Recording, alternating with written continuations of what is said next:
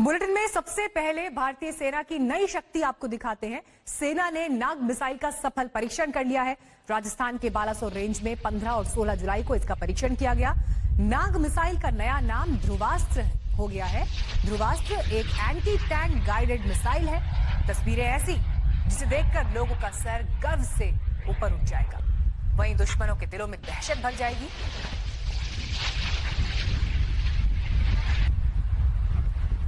मंजीत नेगी इस वक्त और जानकारी के साथ हमारे साथ जुड़ गए हैं।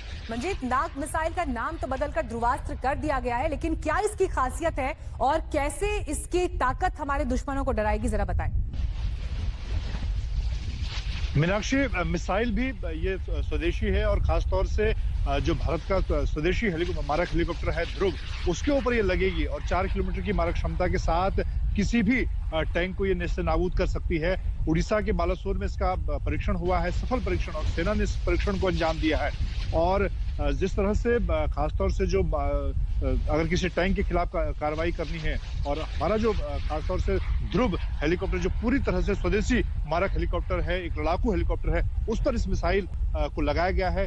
4 किलोमीटर के एरिया में किसी भी दुश्मन के टैंक को ये पूरी तरह से बर्बाद कर सकता है। जिस तरह से जो वीडियो इस वक्त हम दिखा रहे हैं बालासोर का, जिस पर जो परीक्षण किया गया, सफल परीक्षण, उसमें साफ तौर पर दिख रहा है इसकी मारक क्षमता, इसकी जो किलिंग रेंज है किस तरह से। और सबसे बड़ी उपलब्धि डीआरडीओ के लिए, सेना के लिए, कि दोनों ही हथियार यानी कि जो मारक हेलीकॉप्टर है, लड़ाकू हेलीकॉप्टर ध्रुव, वो भी पूरी तरह से स्वदेशी है, यानी कि किसी भी बाहरी देश पर अब आपकी निर्भरता नहीं रहेगी। और डीआरडीओ बड़ी संख्या में इस वक्त जिस तरह के हालात हैं सरहद पर चीन और पाकिस्तान के खिलाफ, बड़ी संख्या में ऐसी मिसाइल समय रहते तैयार कर सकता है। शुक्रिया मंजीत आपका इस जानकारी के लिए। और एक भूल सुधार हम यहाँ पर करना चाहेंगे, राजस्थान नहीं उड़ीसा में इस मिसाइल का परीक्षण किया गया है। बढ़ते आगे और अब बात हिंदुस्तान की जमीन पर नजरें उठाकर जिस तरह से चीन कदम पे कदम बढ़ा रहा है, ये एक बड़ी गलती है और उसका खामियाजा गलवान में भी उसे भुगतना पड़ा। लेकिन देश अब अलर्ट मोड में है। चीन की विस्तारवादी नीतियों को रौंदने के लिए वायु सेना ने कमर कस ली है। एक और रफाल के स्वागत की तैयारी हो रही है, तो दूसरी तरफ चीन के मोर्चे पर तैनात करने की रणनीति भी बनाई जा रही है। शांति निर्बल कभी नहीं ला सकता, कमजोर शांति की पहल नहीं कर सकता। वीरता ही शांति की पूर्व शर्त होती है। शांति की पहल ताकतवर ही कर सकता है। पावर है तो अमन कायम हो सकता है। लेह में जवानों के बीच प्रधानमंत्री मोदी का यह संदेश हिंदुस्तान के दुश्मन के लिए था। अब उसी विश्व शांति के लिए देश दृढ़ संकल्प है। पहले प्रधानमंत्री मोदी ने एलएसी की निगहबानी करने वाले जवानों की हौसला अफजाई की। इतिहास गवाह है कि ऐसी ताकतें मिट गई हैं या मुड़ने के लिए मजबूर हो गई। फिर रक्षा मंत्री राजनाथ सिंह ने भी चीन को ललकारा। यदि कोई दुनिया की ताकत हमारे स्वाभिमान पर चोट पहुंचाने की कोशिश करेगी तो उसे किसी भी सूरत में हम बर्दाश्त नहीं करेंगे। उसका हम मुंहतोड़ जवाब देने के लिए भी तैयार हैं। अब सेना को ताकतवर बनाने के लिए हथियार, गोला बारूद खरीदे जा रहे हैं। लगे हाथ भारत अपने चालबाज दुश्मन को सबक सिखाने के लिए दोस्तों के साथ युद्धाभ्यास भी कर रहा है। हिंद महासागर में अमेरिकी नेवी के साथ इंडियन नेवी ने अपनी ताकत दिखाई है।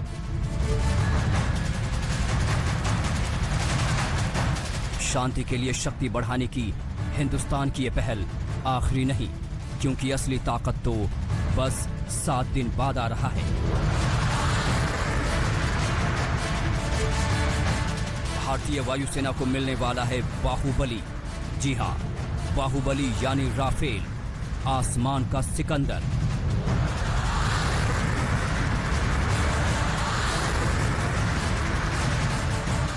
बारूद से लदे ये बाहुबली जब हवा को चीरते हुए निकलेंगे तो दुश्मन की आंखें फटी की फटी रह जाएंगी।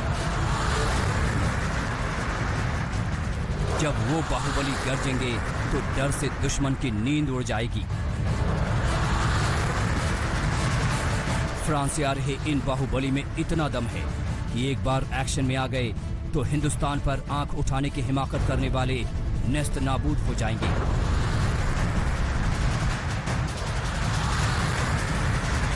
जब राफेल आएगा तो वायुसेना की ताकत में जबरदस्त इजाफा होगा और इसका सबसे पहला टारगेट होगा चीन। ड्रैगन ने जो गलती की है, उन गलतियों के बाद भरोसे की गुंजाइश खत्म हो जाती है, लिहाजा हिंदुस्तान अलर्ट है। एलएसी पर लगातार सावधानी बरती जा रही है, दुश्मन पर नजर रखी जा रही है। अब 29 जुलाई को फ्रांस से आने वाले राफेल की तैनाती चीन के फ्रंट पर करने का भी पक्का इरादा है।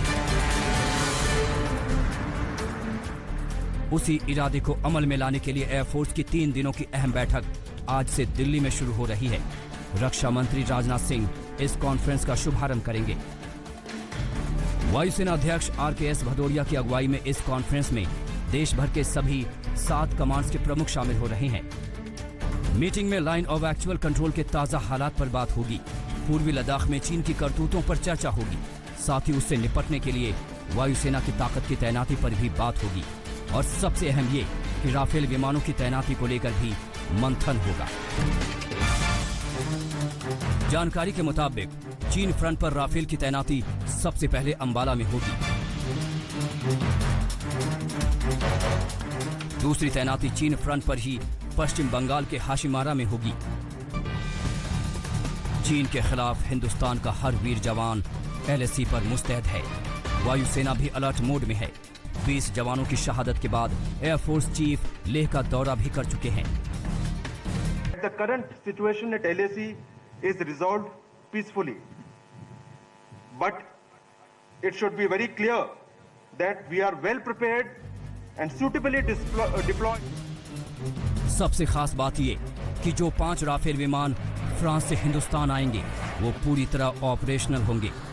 मतलब ये कि विषम हालात में ये राफेल अपना कर्तव्य निभाने के लिए फौलाद बनकर दुश्मन को मटियामेट करने के लिए तैयार रहेगा। अभिषेक भल्ला के साथ मंजीत नेगी, दिल्ली आज तक।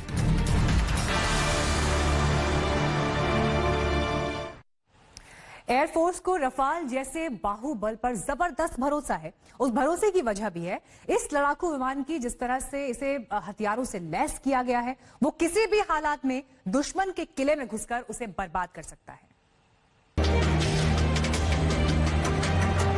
आज हमारे पास ये कैपेबिलिटी है कि कोई भी हमारी 1 इंच जमीन की तरफ आंख उठाकर भी नहीं देख सकता।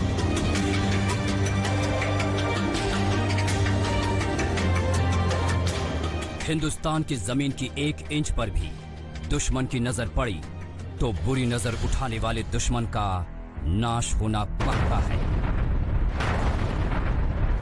ये कसम है हिंदुस्तान की।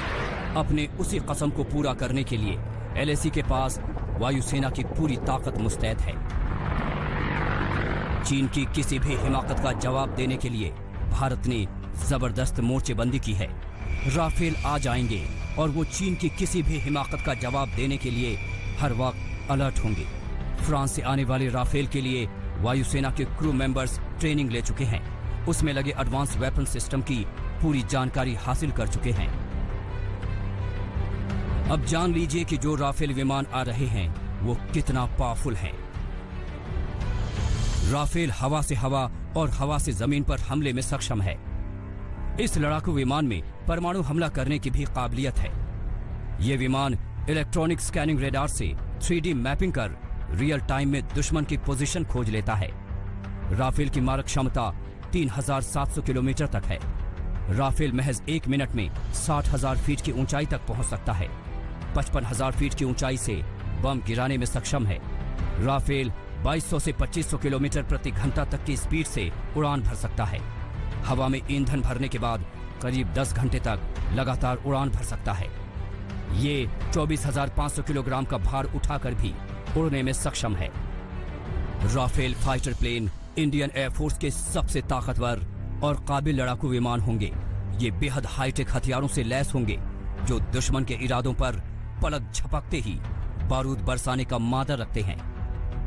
राफेल में मोट्योर मिसाइल लगे हैं जो 100 किलोमीटर दूर उड़ रहे लड़ाकू विमान को पल भर में मार कर गिरा सकते हैं। इसमें हवा से जमीन पर मार करने वाली स्कैल्प मिसाइल की रेंज 300 किलोमीटर है। इसमें एक साथ 6 मिसाइलें लगाई जा सकती हैं। राफेल में लगी गन 1 मिनट में 125 राउंड फायर कर सकती है। फ्रांस ने 36 राफेल की डील की है। सभी 2 साल के भीतर हिंदुस्तान में होंगे। 2016 में ही इस डील पर फाइनल मुहर लगी थी। पिछले साल 8 अक्टूबर को रक्षा मंत्री राजनाथ सिंह को राफेल विमान सौंपे गए थे। फ्रांस दौरे पर रक्षा मंत्री ने करीब 35 मिनट तक उड़ान भी भरी थी।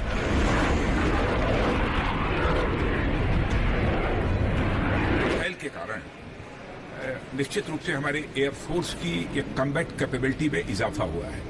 ये बहुत बड़ी वृद्धि हुई है। लेकिन यदि हम अपनी कम्बैट कैपेबिलिटी को बढ़ा रहे हैं तो किसी के ऊपर आक्रमण करने के लिए नहीं बढ़ा रहे हैं, बल्कि ये हम बढ़ा रहे हैं तो अपने सेल्फ डिफेंस के लिए हम बढ़ा रहे हैं। जब 29 जुलाई को राफेल हिंदुस्तान की जमीन चूमेंगे तो चीन भी देखेगा वो मौका भारत के लिए सम्मान का होगा तो चीन के लिए संकट का।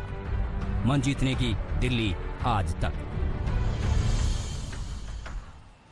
चीन की हर चाल को नाकाम बनाने के लिए सेना, एयरफोर्स और नौसेना ने नया प्लान बनाया है और इसी प्लान के तहत नौसेना का MiG-29 के विमान उत्तरी सेक्टर में तैनात किया जाएगा, जहां से लद्दाख में LAC पर किसी भी अभियान को अंजाम दिया जा सकता है।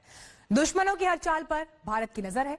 इस बीच दुश्मनों के प्लान से निपटने के लिए रक्षा मंत्रालय ने बड़ा फैसला लिया है।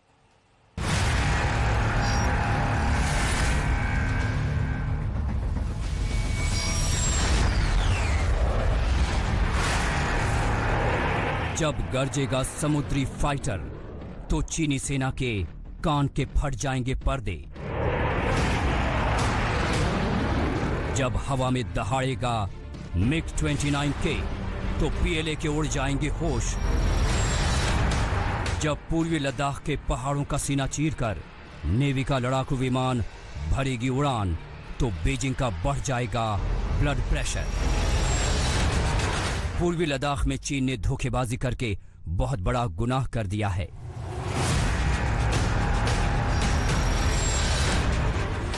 चीन को करारा जवाब देने के लिए सेना ने अपने किले को मजबूत कर लिया है। वहीं एयरफोर्स के विमान भी हवा से चीन की चाल को नाकाम बनाने के लिए मोर्चे पर हैं। इस बीच पूर्वी लद्दाख में सीमा पर लगातार क्षमता बढ़ाने के लिए भारतीय नौसेना ने भी समुद्री फाइटर जेट MiG-29K को उत्तरी सेक्टर में तैनात करने का फैसला किया है।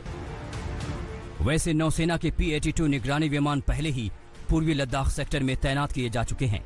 सरकारी सूत्रों ने आज तक से बातचीत में कहा कि MiG-29K लड़ाकू विमान को उत्तरी सेक्टर में भारतीय नौसेना के बेस पर तैनात करने की योजना बनाई जा रही है। इनका इस्तेमाल पूर्वी लद्दाख सेक्टर में LAC पर अभियानों को अंजाम देने के लिए होगा। भारतीय नौसेना ने जिस MiG-29K लड़ाकू विमान को लद्दाख में तैनात करने का फैसला किया है वो फिलहाल समंदर की निगहबानी कर रहा है। नेवी का MiG-29K लड़ाकू विमान INS विक्रमादित्य पर मोर्चा संभाले हुए है, जो गोवा में नौसैन्य बेस INS हंसा से उड़ान भरता है, जिसके डर से समंदर की अपनी सीमा में परिंदा भी पर नहीं मार सकता। ये कोई पहला मौका नहीं है जब नौसेना अपनी दिलेरी से दुश्मन को थर्रा देगा। मंजीत नेगी, दिल्ली, आज तक। एक ब्रेक के लिए यहां रुक रहे हैं, फौरन लौटेंगे, देखते रहिए आज तक। सेना ने नाग मिसाइल का सफल परीक्षण किया है। ओडिशा के बालासोर रेंज में 15 और 16 जुलाई को इसका परीक्षण किया। नाग मिसाइल का नाम अब नया नाम ध्रुवास्त्र हो गया है। ध्रुवास्त्र एक एंटी टैंक गाइडेड मिसाइल है। तस्वीरें ऐसी जिसे देखकर देश के लोगों का सिर गर्व से ऊंचा उठ जाए। स्वदेशी तकनीक से इसे बनाया गया है।